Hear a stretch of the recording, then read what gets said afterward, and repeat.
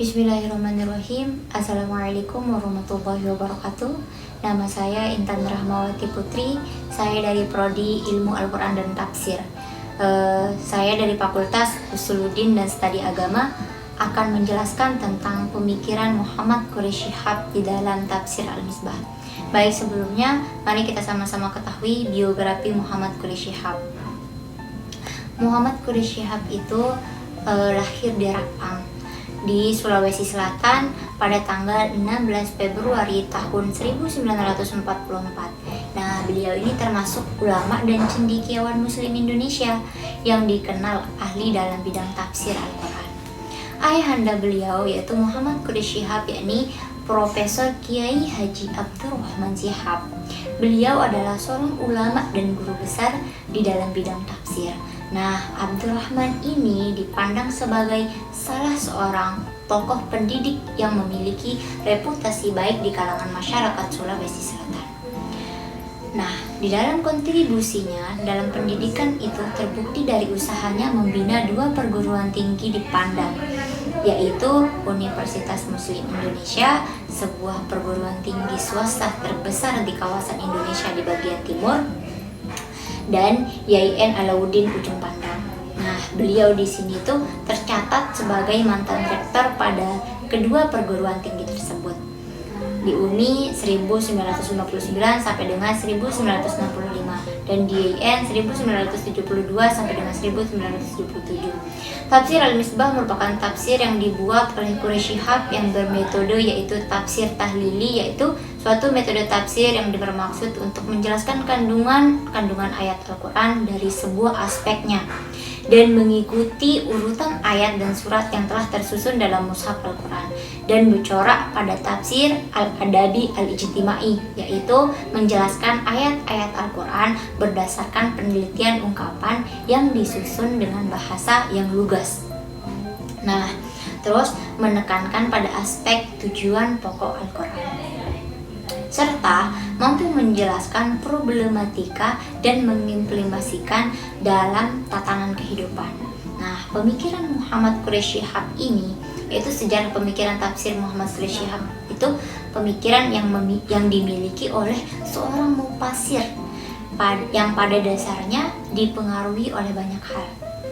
Oleh karena itu, pemikiran Muhammad Quraish Shihab tentang tafsir Al-Quran itu tidaklah muncul begitu saja, namun melainkan sedikit banyak pasti dipengaruhi oleh berbagai macam aspek.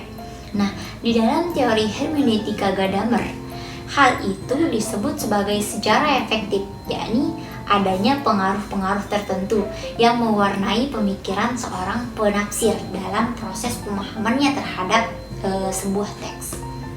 Nah, di dalam konteks ini, tafsir Al-Quran di dalam pemikiran Shihab itu tentu banyak dipengaruhi oleh pemikirannya terhadap bagaimana cara seseorang memahami Al-Quran itu sendiri. Nah, dalam tulisannya yang berjudul Posisi Al-Quran dalam Studi Islam, Shihab itu mengungkapkan bahwa pemahaman seseorang atas Al-Quran itu ditentukan oleh pengetahuan yang dimilikinya, dan setiap orang itu memiliki kadar pengetahuan yang berbeda-beda sesuai dengan kualifikasi ilmunya.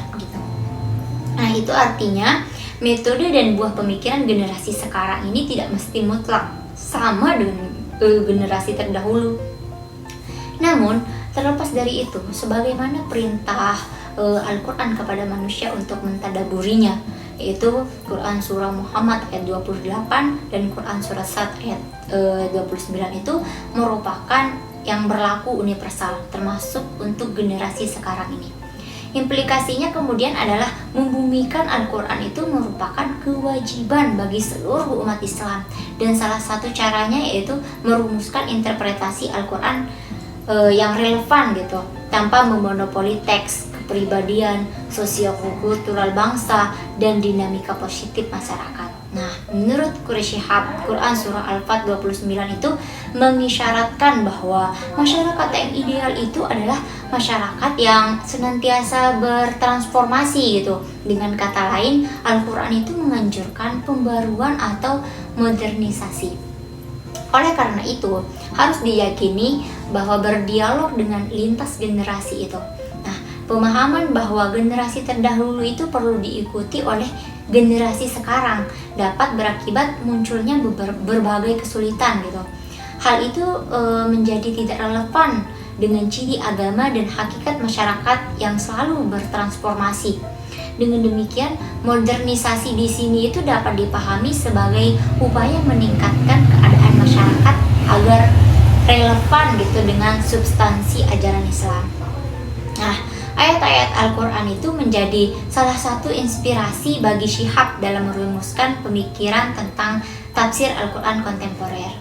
Nah, jati diri Al-Quran sebagai kitab petunjuk itu adalah umat manusia telah memberikan dorongan bagi Syihab untuk berupaya membumikan Al-Quran dalam kehidupan masyarakat.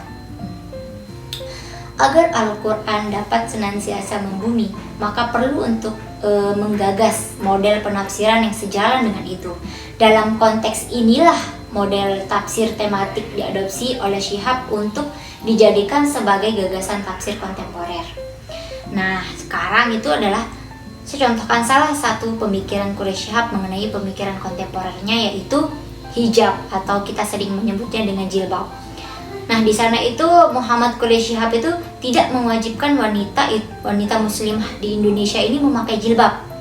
Menurut beliau itu memakai jilbab bukanlah termasuk perintah agama karena tidak boleh dikatakan syariat tanpa nas yang jelas. Sedangkan pendekatan yang digunakan Quraisy Syihab adalah pendekatan tarjih dan pendekatan i'lat al-hukum serta metode ihtisan bil a'ruf.